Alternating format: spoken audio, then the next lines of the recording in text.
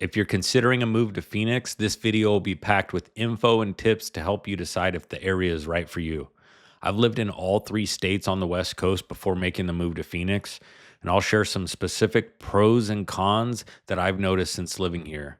Of course, you've got amazing weather for things like mountain biking, hiking, and golfing through the fall, winter, and spring, but there are some trade offs. I'll be very honest about some things that I love about living here and some things that are, let's just say, not optimal.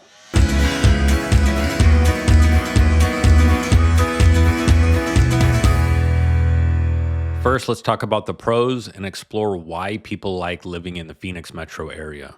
I'll start by saying the weather is actually a pro that turns into a con when summer rolls around. And a quick side note, I'll dive deeper into summers later in the video. Now, Phoenix has over 300 days of sunshine per year, so if you're someone like me who enjoys outdoor activities, you'll really appreciate the consistent sunshine. Being able to mountain bike all winter long at a very comfortable temperature was a big selling point for me.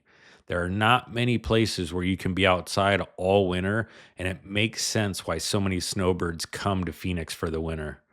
Now, if you're currently shoveling snow or having to scrape ice off your windshield, you can wave that goodbye in Phoenix. If you're coming from an area full of greenery, the desert landscape will be a big change, but people tend to be pleasantly surprised by how many mountains there are throughout the valley. Some highlights include Camelback, Phoenix Mountain Preserve, and South Mountain, which are all great for hiking. And when it comes to mountain biking, if you go out to the East Valley, there's a trail network called Haas that has amazing trails. And there's also some great biking at South Mountain as well. Let me preface this by saying Phoenix is affordable when compared to other major metropolitan areas on the West Coast, especially the common cities people tend to move to Phoenix from. If you look at places like Los Angeles, San Francisco, or Seattle, the Phoenix median home price is significantly less at $460,000. Now that price changes from month to month, but that at least gives you an idea of where it's at right now. Just like many other places across the US, home prices have spiked over the last 5 years, but that seems to have plateaued over the last year or so. Phoenix has a booming economy with strong job growth over many industries, including tech, healthcare, and education. Phoenix metro jobs have increased 2.2% year over year, and that's projected to continue over the next 5 to 10 years. To give you an idea, the national average for job growth is right around 1%. Companies like Intel, Amazon, American Express, and Banner Health all have major operations in the Phoenix metro area. The Phoenix Harbor Airport is a major travel hub with American Airlines and Southwest offering the largest number of flights out of Phoenix.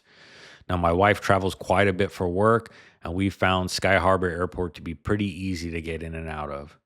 Now, Phoenix also has one of the largest and fastest growing freeway systems with an easy to navigate grid system. After just a couple months of living here, I had a pretty good handle on all the freeways. Now, there's obviously got to be some downsides to living in Phoenix, right? I'll be completely honest with some of the things I don't love about living in Phoenix. Of course, everyone loves 70 to 80 degree sunny days, but in the summer, temperatures can get above 115, sometimes even above 120, and it's just brutal. The one thing I noticed since living here was you want to get things done as early as possible during the summer. If you wait till the afternoon to run a bunch of errands, you'll really see how much the heat takes it out of you. You kind of have to shift your mindset a bit and flip the seasons compared to most other places. If you enjoy outdoor activities, the fall, spring, and winter is your best bet. During the summer, you'll want to travel to cooler places to enjoy those activities.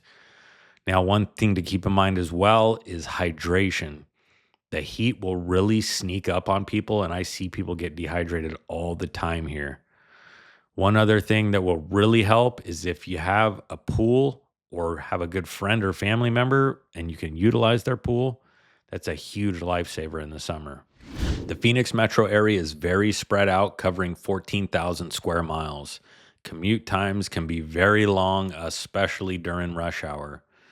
Now, this is where it pays to be strategic in choosing where you want to live if you want to avoid hour-plus commutes to and from work. Now, the other thing you'll notice is with the population growth over the last 10 to 15 years, There is a lot of freeway construction. And I'm not just talking about one area either. Pretty much across the whole Phoenix metro area, there's construction going on. And while it'll eventually help the traffic flow, it does make it worse right now. If you love a white winter or the changing colors of fall, the Phoenix climate may leave a lot to be desired. Now, I personally love 70 degrees and sunny in December, but I know there are people out there that like the colder temps and a bit of snow during the winter.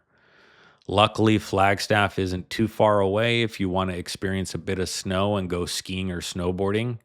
There are also places like Sedona and Prescott that aren't too far from Phoenix for a day trip or weekend getaway to experience a change of scenery. Now, let's talk water, and first, I'll cover water quality.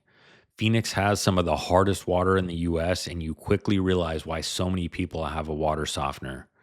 One thing you'll notice without a softener is your dishes will have tons of hard water spots after running the dishwasher. The water is also not great to drink, and many people rely on filtered water jugs or install an RO system so they have filtered water on tap. Now, for the second part, water supply. I'm not going to go too deep into this. I'm going to keep it surface level for now, but I may do a deep dive in another video. Now, I'm not going to cover every city in the Phoenix metro area, so let's just focus on Phoenix right now. And I want to give you a quote from the City of Phoenix website. So they say, under normal conditions, including short term dry periods, Phoenix has adequate, sustainable water supplies to meet the state of Arizona's 100-year assured water supply standard. It is possible, however, that during long, extreme drought conditions, Phoenix would have to institute mandatory water use restrictions. Bottom line, this is the desert, and it's always good to try to conserve water where you can. Hopefully, these pros and cons will help you decide if moving to Phoenix is right for you. Now, for my wife and I, we decided the pros outweighed the cons, and that's why we decided to make the move to Phoenix. Arizona is much different from the other states on the West Coast we lived before. And I will say, if you enjoy the sunshine, I can't think of a better place to live. If you plan on being a snowbird like so many others, you're obviously taking the summer out of the equation. But if you do plan on living in Phoenix year round, I would definitely recommend visiting in the summer to get a feel for the actual heat. Many people come and experience the heat and just decide it's too much for them. So you really want to know that before you make the move to Phoenix.